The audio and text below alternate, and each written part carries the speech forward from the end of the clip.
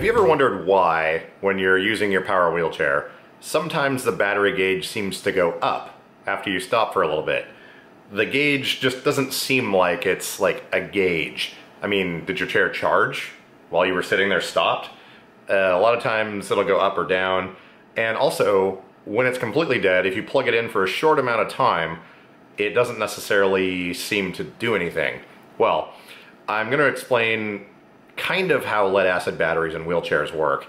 Today I'm going to be answering a few questions. I've set up an interesting little demonstration here, as it were. We've got this tank full of a dark colored liquid and a couple of smaller tanks and some hoses. And around here on the back is a valve that I can turn to adjust things. This is going to be sort of a gross oversimplification, but I think it should kind of give an idea for the general idea of how batteries work. And we can use this setup here to illustrate a couple of different principles. So these two containers here on the top represent the battery. This smaller one is, we're going to say this is the top of the battery where your battery cables are connected to your wheelchair. And this is essentially, well, we'll call it your power reserve or the available capacity that the battery has. And I'm going to be using the term power instead of voltage or amperage because it kind of signifies the combination of the two. There's one thing I'll show you a little bit later that we're going to refer to this level as voltage, but let's go ahead and charge our battery. Alexa, turn on the pump. Now this is going to take a minute or so, but what we have going on here is we've got this big tank which is now filling with water. Oh, my battery's about to die. Hang on, let me change. Well, worst time for batteries to die.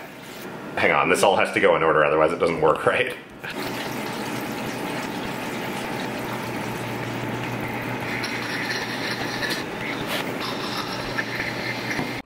Okay, now we're charged, and this tank is full, and this one is rapidly approaching as high as it's going to get.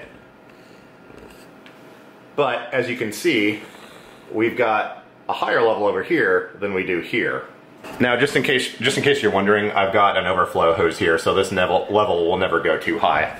While this is filling, let me explain the setup here. We've got two tanks, smaller one, bigger one, and we've got several hoses here connected at different levels. Right now, our fluid or power is coming out of just this bottom hose, but you'll see here in a second as our battery charges more, we're going to get flow coming through this hose as well. There we go. Now we're getting flow out of this one as well. As the battery charge increases, its capability of putting out power also increases, and that's represented by all three of these hoses. At the bottom we've got a small one, middle one, well, they're all the same size, but these three added together equals more power being able to flow out of the battery as it charges. So as we get up here to the top, this third one's going to come out and we're going to have the maximum amount of flow going over here. And as we're using the chair, we have more available power coming from the battery to be used. Now the difference between these two tanks, we're going to call it time. The chemical reaction that happens inside batteries takes time, albeit not very long, but you can only pull so much power out of it as the chemical reaction is occurring. I'll turn off the pump.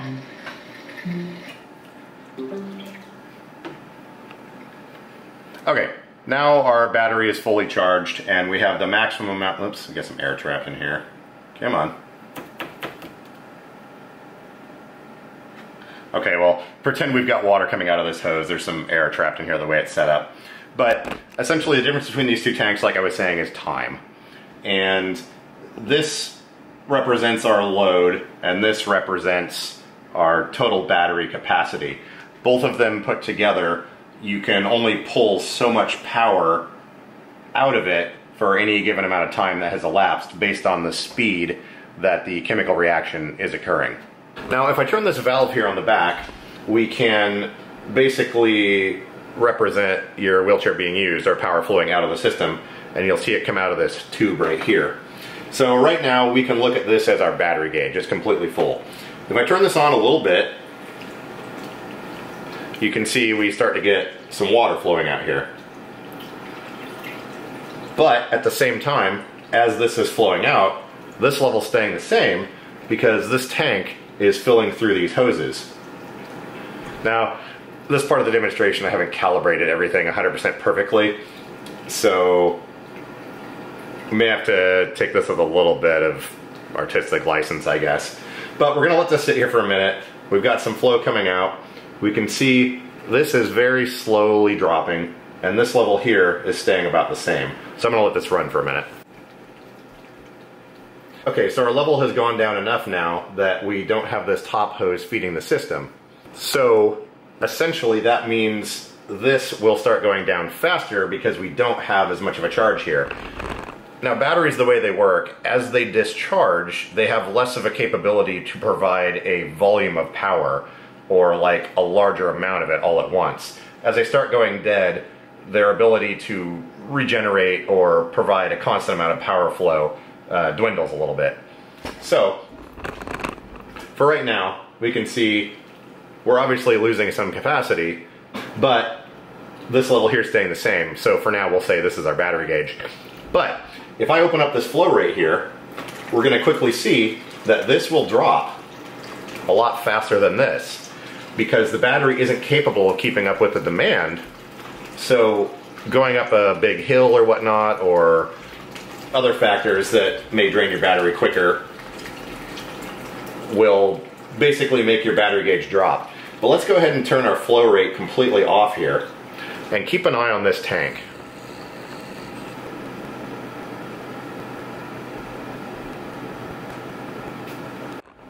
As you can see, the level has gone up. So what we basically simulated is when you're running around going up a big hill, your battery's maybe a third of the way depleted from running around. You go up a big hill, your battery gauge may drop a little bit. Then when you slow down or stop, the gauge goes back up. That's just essentially, now the terminology may not be correct here, but you can say it's regenerating or equalizing. The battery is a chemical reaction that can only happen at a certain speed. So if you exceed the amount of power that you're pulling out that goes on faster than the battery's chemical reaction can happen, your apparent power or voltage is going to drop. But as you can see now, we're back up full here. If we run around slowly, basically what will happen is this will stay at the same level and this will slowly drop. Now, this is one of the things where this demonstration is a little bit off, because once this level gets down to here, they're both going to drop. But effectively, your available power here is going to stay the same. Actually, I guess that could work differently. Yeah, because as the battery starts draining, at some point, our available power is also going to go down. And if we're looking at this as a battery gauge, then the gauge goes down. Okay, so that makes sense, never mind. But as you can see here, we've got a flow rate, moderate amount, just slowly running around. And our level is still essentially remaining full. Alright, let's go ahead and crank up our output here as if, say we're going uphill and maybe it's really cold or really hot outside, or other things that will affect the chemical reaction happening in this battery. And we're going to run this dead quickly. You can see here again, this level is dropping very rapidly. And when it gets to the bottom here, the flow rate is almost completely going to stop. And we're just going to end up with a small trickle coming out of this.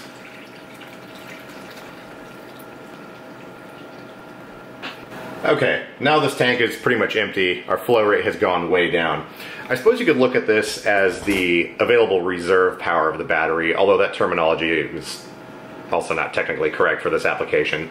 But our battery gauge is going to show really low now, and our overall battery is about half or maybe less. So if we completely stop, shut off the chair, obviously same thing's going to happen. These levels are going to regenerate or equalize a little bit. But as this is equalizing, we're still using overall battery power.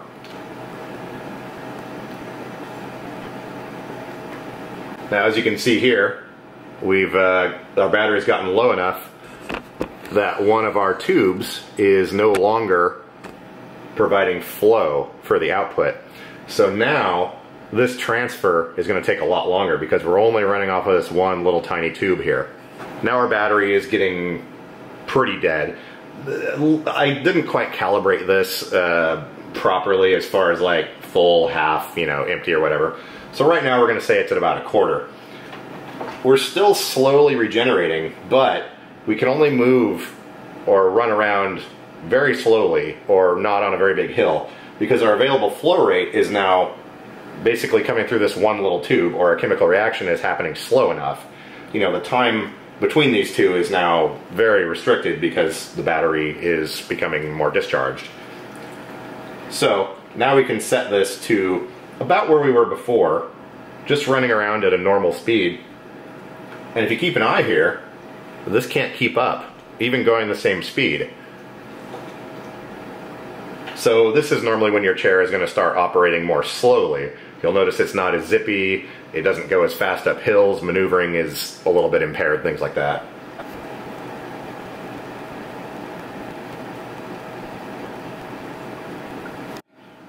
I'm going to go ahead and reset this, so I'm going to just go ahead and open this valve all the way. And this thing is going to drain out completely, and our output is only going to be coming from this one tube, so it's going to behave very, very slowly. And even though the battery may not be technically dead, it's not going to have enough power available to move the chair. Let me back up here. So I guess what I'm trying to illustrate is different types of batteries, different qualities, different brands. They're all, their capability of outputting power is based on time, or how much power you can pull out at once.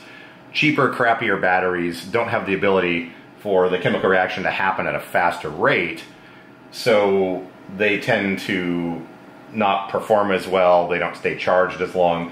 And when you're operating at this capacity here, where we're on the low end and this thing is just barely trickling and our chemical reaction is very, very slow, that damages the batteries in a hurry, operating on the lower end.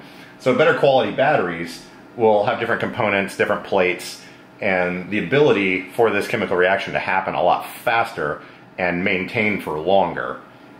And the quality of the components used in each battery makes a difference as to how long they last. When they start aging, this transfer process takes a lot longer. Several things can happen. The metal plates inside the electrolyte, there's a little bit of heat generated, and as that happens, the plates can expand. There may be some garbage that flakes off of the plates, and it can eventually short cells together. And when cells short together, they basically, well, you have to throw the battery out because you're going to be down 2 volts or 2.5 volts from where you were previously. But for the purposes of this demonstration, you can think of the battery aging as time goes on and maybe some mold or debris gets in here. Well, these tubes will start getting clogged, and it's going to impede the flow or the process of the battery's capability of being able to transfer power from its physical mass through the chemical reaction into usable electricity. So as time goes on, things start to break down. Eventually things will short out. That's why you see batteries swelling up sometimes. Those plates will start to wear and move a little bit, and sometimes pressure can build up inside the battery when things are charging or overcharging specifically. So there's a number of factors that contribute to how long the batteries last. And when they're made with cheap stuff, they break down really quick and you'll start having issues. And you know, if these tubes start becoming obstructed, you're gonna go dead quickly. I mean, I've got a set of batteries in my other chair that are like 6 months old. Normally I get 12 miles of range, no questions asked, but I get about 3 miles out of it right now. They still seem to like charge up and the battery gauge looks good and everything, but they just don't have the output capabilities because they're really crummy batteries and they just don't last as long. I'm siphoning out this other tank now here to show you, well, it gets a little far on the edge of things, but a basic idea of when you're charging the system. I talked about it at the beginning, but I want to show you this one more time here. So we're going to drain this out completely, and I'll show you that. Okay, now our battery is completely dead, and there's actually a separate video that I'm working on. It'll hopefully be done this week, but what I'm doing is taking a few different wheelchairs out, running them completely dead till they stop moving, and then plugging them in for 5 minutes to show that essentially topping off a battery when it's dead doesn't really give you any benefit. This demonstration is not 100% accurate for that, but I'll show you one more time here the charging process from completely dead. I like to turn on the pump. All right, our valve is closed here, which means the chair is essentially off. Our battery starts charging. This hose coming in is representing the charge that's happening. And the charging and discharging are separate chemical reactions. It takes a little bit of time for them to reverse. So once you start charging, it can take 5, 10, 20 minutes, something like that, for the reaction to start reversing and start actually charging the battery. Same thing happens when you unhook it. When the battery's fully charged, it can turn around super quick and output that voltage. But when it's changing, well, phases isn't the right word, but when it's changing between charging and discharging, when it's really low, its capability of doing that is very slow and it's not very efficient. So if you plug in a little bit, reaction reverses, it starts charging, then it reverses again, and you start using your chair. So the amount of time that you plugged it in is important. If it's only 5 minutes, the transfer between charging and discharging has used up all the energy you put in there. And when you first plug it in, the battery's actually not going to be charging until that chemical reaction reverses and it starts actually accepting the voltage. So some chairs do monitor current going in, like one of the first chair that I did in this other video. But even though the controller is seeing power going in, it's not actually being absorbed by the batteries. But like I showed at the beginning, we're filling up here, but our available power, now this is 8 hours from dead to full. So our calibration is a little bit off just because of how I'm doing this. Again, it's an oversimplification. But as you can see, as this charges, our available power is not as much. It takes time for this to completely charge and you to have that, all that power actually available to use.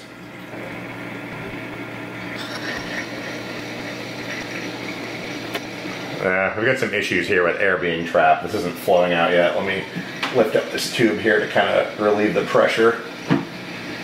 Come on. We got air trapped in the system. There we go. And there we go. Now we're charged again, ready to go. Hopefully this sort of illustrates how batteries work. It's time-based, amount of power that they can pull. Cheaper batteries are not as good at that. They can't do it as fast. And the more cycles that happen, the more they wear out. And the more you pull hard against them, like when we're down here low, and this is low, and we're trying to pull as much power as possible, that wears out the batteries faster. So even with good batteries, it wears them out faster if there's really, really high load. So we're completely charged. Our demand here has suddenly gone way up, and this is dropping very quick. Even though we have all 3 hoses connected, and we're getting flow through all of those because it's fully charged, operating at a very high load damages things. Now, most power chairs are only going to do X amount of load, but if they were being used in other applications, like maybe with a power inverter or something like that, I guess this is more applicable to that. But it's better to keep these as equal as possible throughout the use. And as far as what you can do differently, I think the main takeaway from all this, which isn't really illustrated here, but you need to charge them every night and charge them all night. And wait till the light on the charger turns green. Don't ignore what the chair says, because as I was showing previously, even though, actually, no I didn't, this demo doesn't work for that at all. That'll be part of the next video. Actually, I can probably show you on this chair. The battery is actually low right now. Okay, well let me do that real quick. If you plug in for 5 minutes and unhook it, your battery gauge may show full. That is not true. I guess technically if I was charging it through this, it would take time for it to go through there. Sorry, I'm trying to figure this out while I'm filming it, but anyways, plug your batteries in every night. Wait until the charger says it's charged. Ignore whatever the battery gauge is on your chair. And you don't want to leave them plugged in for more than like 24 hours at a time. If you're storing them, you want to plug them in at the bare minimum at least once a month and actually run it around a little bit. Just plugging it in once a month while you're storing it is still not necessarily good for the batteries. It's best to use them a little bit and charge them. Ideally twice a month, but most batteries, if they're connected to a chair and it's not being used, after 3 months the batteries will be toast and they won't work anymore. But anyways, there you go. Sort of a weird thing with colored water and tanks and hoses and things to hopefully illustrate something. I hope that makes sense or gives you some insight into what's going on here. Now I do want to take a second and explain that I know I was talking about how it's harder on the batteries to put them under high load. Wheelchairs are designed and they're only going to pull X amount of current, and the batteries that are in them were engineered in such a way that even if you're pulling maximum power or whatever you could possibly be doing with your chair that's going to put the batteries into the most load, it's not going to be hurting them. Contrary to maybe conventional wisdom, the best way on your chair to get the maximum range is going straight at full speed, not maneuvering. Stopping and starting and maneuvering and turning uses the most power. Power chairs are different than industrial drive systems like conveyor belts and things like that. You're not just adjusting the voltage to change your speed. The biggest amount of load that your chair experiences is when you're starting to move from a stop. Like if you're just stopped and you go forward at a moderate speed, you can easily peg 90 amps on your controller. But the instant you get up to speed, that amperage and power being used is going to drop back down. So it's little spikes like that. Batteries are really good at absorbing that. It's the constant sustained output, like if you had a big power inverter connected up to a battery or something like that, where it's a really, really high, like 200 amp load, that will wear your batteries out in a hurry. And also if you're running them dead constantly. But your wheelchair is going to get the best range and be the most efficient when you're moving at full speed, level surface, not maneuvering. That's just kind of how these things are. They use all that power when you're first moving for a couple of reasons. One, you're overcoming the initial mass of getting the chair moving. It takes less power to keep it moving once it's moving, but also it makes it a lot smoother. Wheelchairs differ in industrial drives that you don't want them jerking, well, not that they would jerk, but you want them to be as smooth and precise as possible. And for that to happen when you're turning or moving around at low speed, it takes a lot of amperage. So I'm not saying here that you should drive your chair differently. And like I was saying, completely unrelated to this demo, just make sure you're charging every night. Any day you use it, plug it in overnight. I just wanted to make sure there was no misconceptions there. There's nothing you can do driving your chair in normal operating conditions that's going to damage your batteries, other than the charging thing. But yeah, so don't be afraid of you know, running around at full speed. That's not going to hurt anything. Okay, right now as you can see, the battery is about half or a little bit less. So we are going to plug this thing into the charger for about 5 minutes, maybe less. And I'll show you that this battery gauge is not something you can rely on. So we are plugged in now, and the charger is going to kick on here in a second. There we go. And we're going to sit here for a minute, and then I will show you how you can't trust this. Okay, we've been charging here for about 5 minutes. I'm going to unplug this, and then let's see what our battery gauge shows. And see, it shows full. This is detecting surface charge, and we didn't nearly have enough power to go in here to actually do any meaningful charging to the battery, but we can look at surface charge sort of like this smaller tank. Now in my demonstration we were charging the big tank with the hose, but a more accurate way of doing it would be charging this smaller tank with the hose. I can't do that because this is lower than this, and this would overflow before that filled up. But you know, for the purposes of our demonstration, it takes time for the power to go between here and here. And this will fill up long before this will, because our flow rate, or the amount of time, remember time is the difference between these two, is limited, and there hasn't been long enough for it to actually do anything. Now if I run around a tiny bit, this gauge is going to drop off really quick, because this is going to dump out a lot quicker than this will. So let's see. Let me move this table out of the way. Let me turn this thing up to a stupid fast profile. And let's just run back and forth across the apartment here a couple of times. And that gauge should drop off pretty quickly.